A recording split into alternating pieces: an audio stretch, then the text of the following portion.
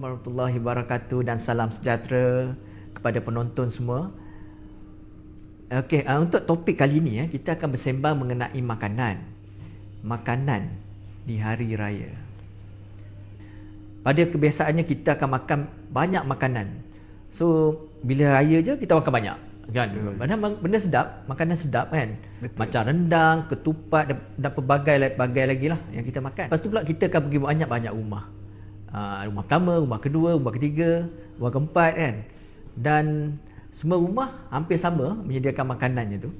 Kan, banyak sate dan sebagainya. Jadi kali ni untuk mengupas perkara ni, kita ada jemputan kita daripada Jabatan Detektif Huzah, Encik Muhammad Zafran Hafiz bin Izani, penolong pegawai penyedia makanan Jabatan Detektif dan Sajian Huzah. Selamat datang Encik Zafran. Baik, terima kasih Encik Azlan. Okey, untuk topik kali ni kita akan sembang berkenaan dengan makanan hari raya. Selalu mesti rendang, ketupat, kuah sate dan sebagainya lah. Kebiasaannya, commonnya kita ni biasalah makan mesti nak sedap kan. Betul. Makan sedap, jadi banyaklah kita makan. Tapi dari segi kesihatan macam mana tu? Kita nak tahu juga tu. Jadi saya ada beberapa soalan lah untuk Encik Zafran jawab untuk dikongsikan bersama penonton kita. Baik, terima kasih Encik Azlan. Okey, baik. Memandangkan sekarang ni musim perayaan, jadi saya akan kongsilah beberapa tips makanan yang sihat pada musim perayaan. Okey, apakah tips yang Encik Zafran masukkan tu? Tips yang pertama yang saya nak kongsikan adalah cara pengambilan makanan tu sendiri. Okay. Ya. Contohnya kuantiti yang kita ambil semasa beraya di rumah orang lah. Macam kita tahu setiap hari raya mesti keluarga, kawan-kawan akan buat open house lah. Bila open house ni biasanya kita akan pergilah. Dan open house biasanya lebih daripada satu ataupun dua rumah, mungkin 5, atau kalau ramai kawan tu ada 10 rumah pun ada.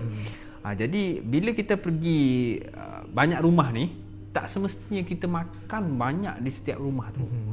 Contohnya macam kalau kita pergi 3 rumah, rumah pertama kita boleh kawal pengambilan kuantiti makanan tu secara terkawal lah. Contoh macam 1 mangkuk nasi kecil, lepas tu ada sedikit sayur, lauk, protein, karbohidrat sikit, bagi dia seimbang. Contohnya bila rumah kedua pula kita ambil yang light lah, side dish, supaya makanan tu seimbang. Dan kita merujuk kepada pinggan sihat Malaysia, iaitu diet suku-suku separuh. Diet suku-suku separuh ni adalah rujukan daripada KKM lah. Jadi suku-suku separuh ni apa? Suku separuh. Suku yang pertama adalah karbohidrat, iaitu nasi lah. Nasi separuh suku saja. Suku yang kedua adalah protein. Protein tu jumlah dia separuh suku juga pinggan. Yang ketiga adalah separuh. Separuh tu buah dan sayur. Jadi separuh pinggan, buah dan sayur, suku protein dan suku karbohidrat. So itu barulah seimbang kita punya pola pemakanan kita lah. Jadi masuk Encik Zafran tu kita kena kontrol nafsu jugalah, nafsu makan lah. Ya betul, biasa musim perayaan ni biasanya nafsu tu akan melonjak sebab makanan sedap. Betul. Kalau kita pergi rumah orang, jaranglah hari raya ni makanan tak sedap. Betul. Banyak makanan sedap. Jadi kita kena kawal kita punya nafsu. Sebulan kita berpuasa, kita boleh kawal kita punya nafsu. Hari raya kita kontrol lah sikit nafsu kita tu, jangan terlebih makan. Sebab kebanyakan orang kita, Cik Zafran, kita kata sebulan kita dah puasa, sebelum raya kita nak makan semua. Betul. Kebanyakan orang berfikir okey dah raya, dah habis puasa boleh makan. Jangan salah faham.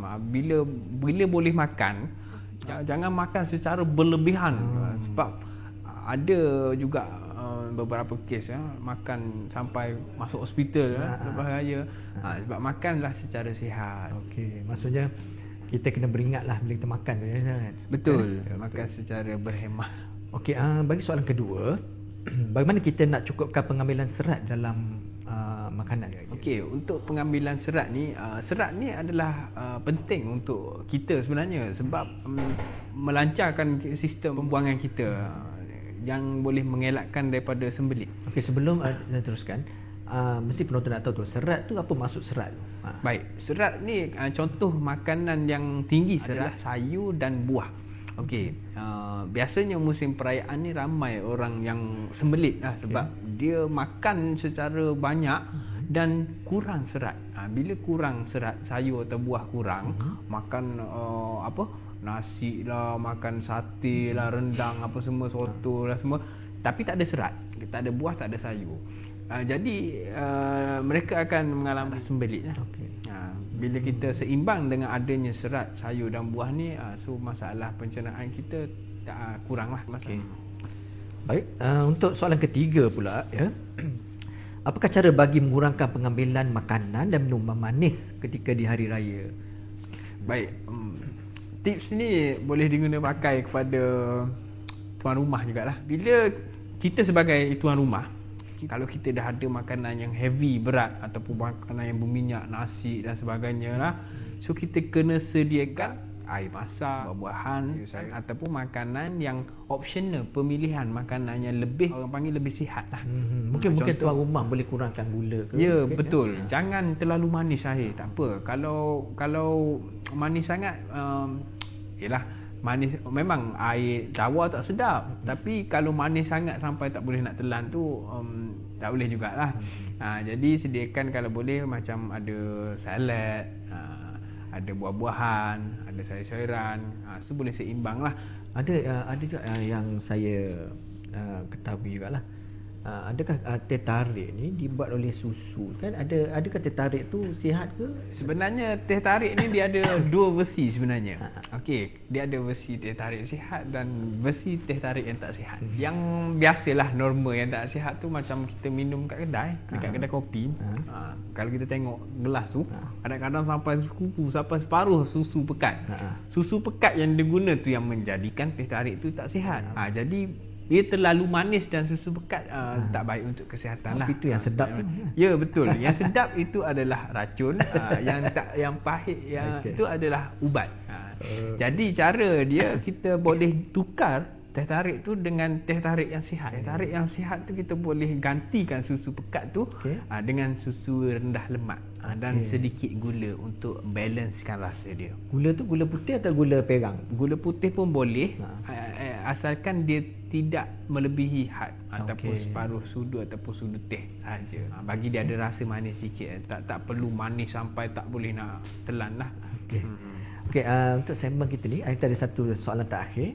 Okey, bagaimana pula cara masakkan hidangan yang sihat di hari raya? Okey, sebenarnya hari raya ni makanan sedap-sedap biasanya. Tak kira lah tempah ke ataupun masak sendiri ke, mesti kita nak bagi makanan yang sedap untuk tetamu, betul? Itu makanan terbaik lah. Ya, betul. Dan tetamu pula, kalau makanan sedap tu lagi banyak dia ambil, lagi banyak dia makan. Kalau kita hidangkan yang tak sedap, tetamu akan makan tak habis ataupun tak lakulah makanan, betul?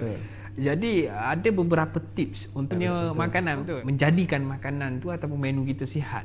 Contohnya dari segi penyediaan makanan tu sendiri, kalau kita sediakan rendang ataupun gulai ayam contoh, preparation dia sendiri kita boleh kurangkan, buang dia punya bahagian yang tidak sihat. Contohnya seperti kulit ayam, lemak ayam, masa penyediaan tu kita buang terus. So tu boleh mengurangkan elemen yang tidak sihat. Contohnya macam lemak tadilah, so kita buang, potong ayam, siang ayam tu, buang kulit. Lepas tu masakan pula, kita boleh gantikan santan tu dengan susu rendah lemak. Jadi ada perbezaan dia? Takut rasa tak sedap? Dia memang ada. Dari segi rasa tu dia tak terlalu ketat, akan lebih kurang sahaja. Dia punya tekstur pun lebih kurang. Cuma kandungan lemak dia, contohlah daripada santan kita tukar kepada susu rendah lemak tu, dia akan ada sedikit perbezaan, tapi still akan jadi menu tersebut. Dan boleh dimakan macam biasa. Cuma dia lainlah sikit rasa dia. Tak orang kata tak piau, tak kekau macam kat kedai lah. Tapi at least makanan tu makanan sihat. Itulah satu cara yang boleh kita gunakan untuk seimbangkan makanan kita ataupun menjadikan makanan sihat kepada tetamu. Okay. Terima kasih Encik Zafran kerana berkongsi kita. Pelbagai dah maklumat kita dapat. Terima kasih sangat. Okey, jadi tuan-puan, saya harap makanlah dengan sihat di hari raya.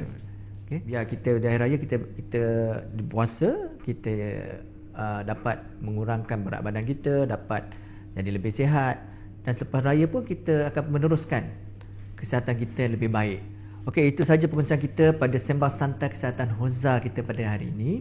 Ingat hari raya dirayakan dengan gembira dan kita juga dapat sihatkan badan kita dengan makanan yang sihat dan bersesuaian. Ya.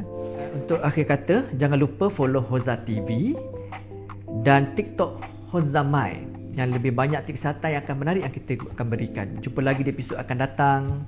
Selamat Hari Raya Kesihatan Nadi Kehidupan Hozza.